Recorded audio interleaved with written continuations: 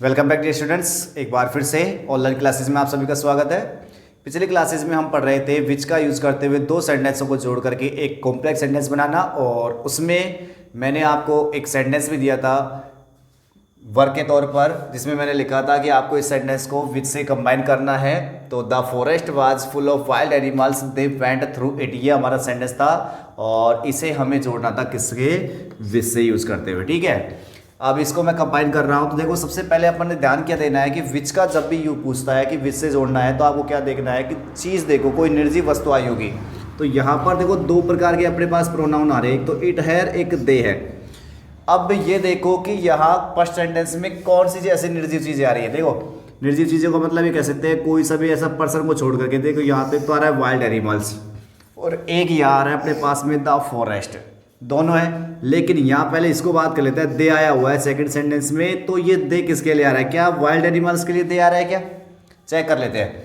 The forest was full of wild animals, जो जंगल जो था वो पूरा जंगली जानवरों से भरा हुआ था। ठीक है, दे वेंट, वे गए, थ्रू इट, इसमें होकर के, यानी कि वे इसमें होकर के गए थे। किस में होकर गए थे? जंगल में होकर के।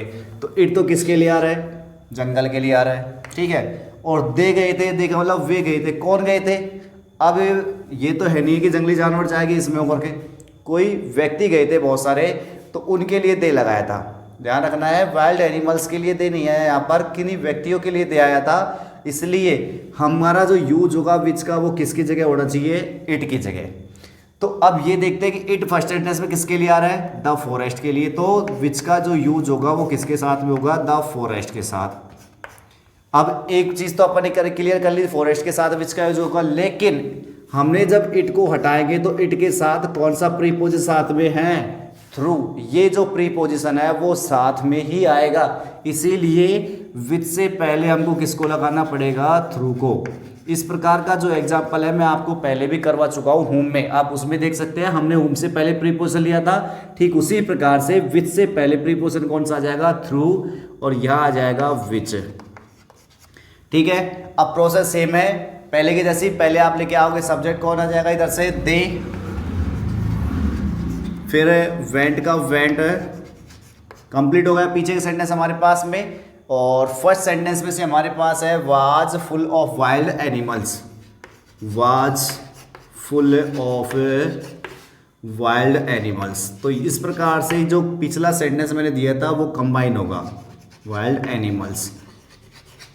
तो सेंटेंस क्या बन के आया हमारे पास में? द फॉरेस्ट, वो जंगल, थ्रू विच, जिसमें होकर के, दे वेंट, वो गए थे, was full of wild animals, वो जंगली जानवरों से भरा हुआ था। तो ये पिछली क्लास का हमारा सेंटेंस था। अब देखते हैं यहाँ पर दो सेंटेंस और दिया है मैंने विच से जोड़ने के लिए, तो इनको किस प्रकार से कंबाइन करना है।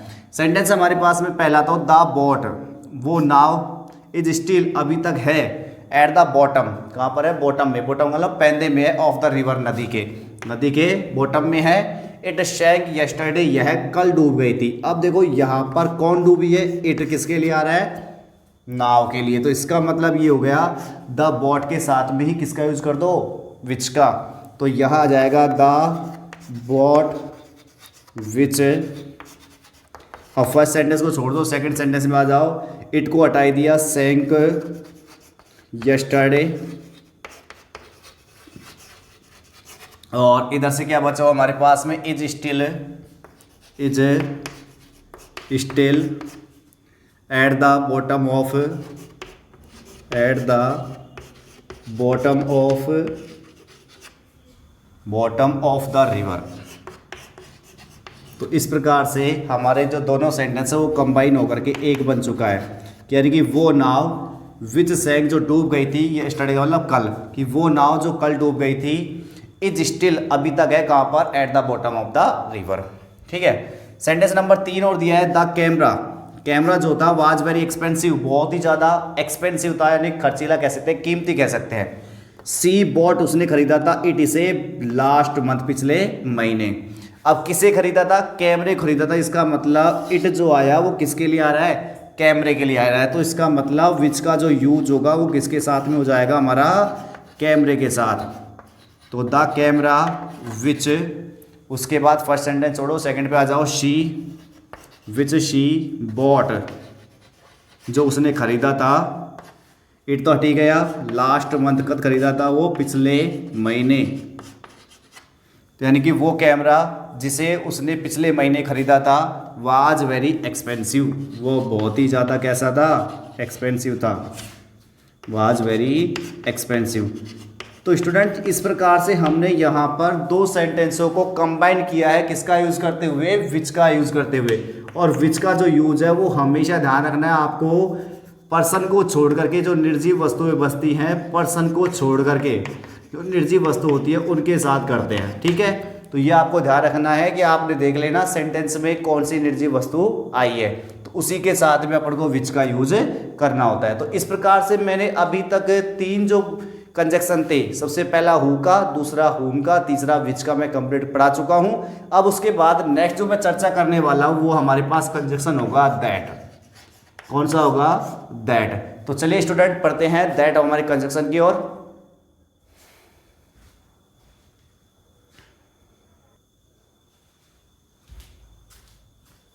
हाँ भाई, नेक्स्ट हमारे पास में दैट का प्रयोग। अब देखिए दैट का प्रयोग कहाँ होता है, कैसे करते हैं।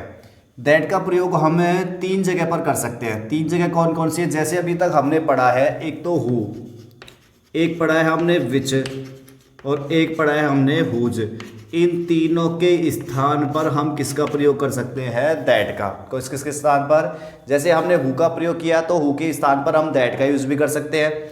विच का यूज किया, उसमें विच का जो यूज है उसके स्थान पर दैट का प्रयोग कर सकते हैं। और जैसे हुम का हमने यूज किया अभी, तो हुम के स्थान पर भी हम किसका यूज कर सकते हैं, दैट का।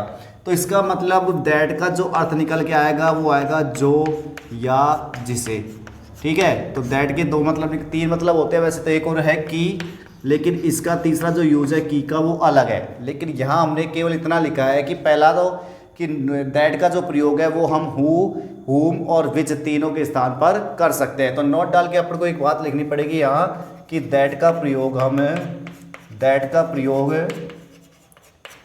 हु, विच और हुज, सॉरी हुम के स्थान पर कर सकते हैं, के स्थान पर कर सकते हैं। तो इस बात को आपको ध्यान रखना है, यही हमारा मोस्ट इंपॉर्टेंट है दैट में से, कि दैट का जो यूज है वो हम हु, विच और हुम तीनों की जगह पर कर सकते हैं। जैसे एग्जांपल है हमारे पास में, द डॉग इज मोहन्स, की जो कुत्ता है वो कुत्ता जो है वो मोहन का है। इट बिट यू, इसने तुम्हें बिट बिट वाला काट लिया। तो अब यहाँ पर जो इट आया वो किसके लिए आ रहा है, किसके लिए आ रहा है, कुत्ते के लिए आ रहा है। तो इसका मतलब हम जो इट को हटाएंगे तो इट की जगह, वैसे तो आपको पता होना चाहिए किसका यूज करते हैं हम, विच का, लेकिन अब हमको विच का यूज नहीं करना, किससे जोड़ने कह रहा है वो, दैट से जोड़ना है। तो विच की जगह हमको किसका यूज करना पड़ेगा, दैट का। तो जैसे सबसे पहले तो अपन लिखेंगे द डॉग, और अब विच को ना लगा कर किसको लगा लो, दैट को लगा दो। चीज़ें वही हैं, सेम टू सेम। इट की जगह हमने किसको लगा दिया, दैट को। अब परसेंटेज छोड़ दो, सेकंड पे आ जाओ, बिट का बिट और यू का यू, ठीक है। उसके बाद फर्स्ट सेंटेंस में हमारे पास क्या दिया हुआ, इज मोहन्स, तो ये आ जाएगा यहां पर, इज मोहन्स।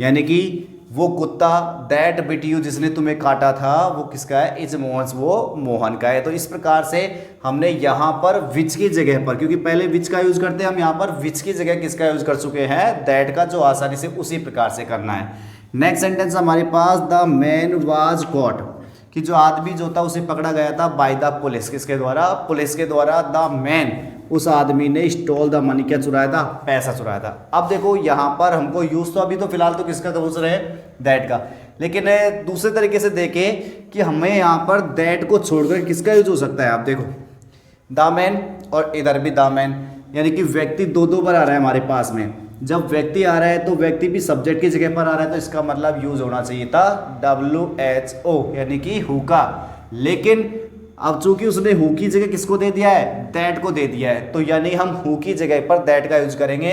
अब तुम देख लो, द मैन यहाँ पर भी है, द मैन यहाँ पर भी है, तो इसका मतलब विशेषता किसकी बताई जा रही है, द मैन की।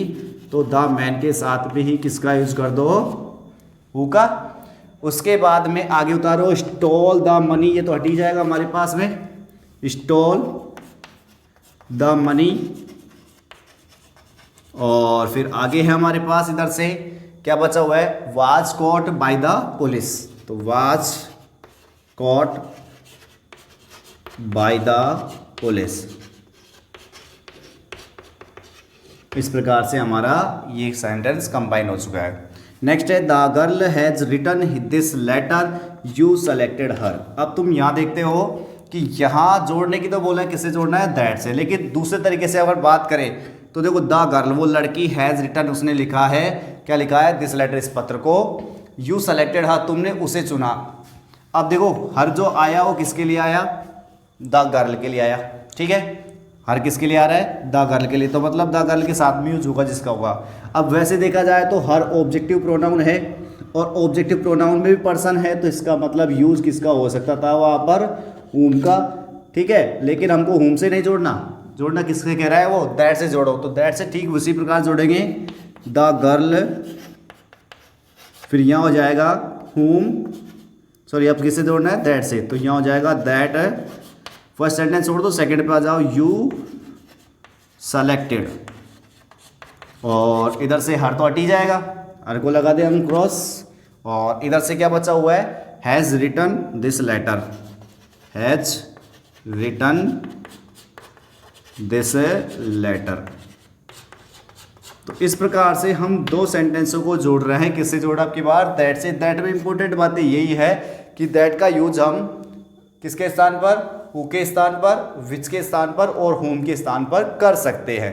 तो यही हम बड़ा इंपॉर्टेंट रूल है इसमें से। बाकी एक जो बच जाता है वो है की का, जो आता है हमारे कौन से क्लास में, नाउन क्लास में, और वो इतना इंपॉर्टेंट हमारे पास में नहीं है। आप लोगों को इतना ध्यान रखना है कि हु, विच और होम के स्थान पर दैट का प्रयोग कर सकते हैं, यानी कि हमने जैसे हु का प्रयोग किया था वैसे दैट का यूज कर लो, जैसे विच का यूज किया था वैसे दैट का प्रयोग कर लो, या फिर जैसे होम का यूज करते आए हैं वैसे ही हम दैट का यूज कर सकते हैं। तो इस प्रकार से दैट तक के जो हमारे कंजक्शन है वो कंप्लीट होते हैं। एक आध अगर सेंटेंस है तो वो भी अपन आगे डिस्कस कर लेंगे।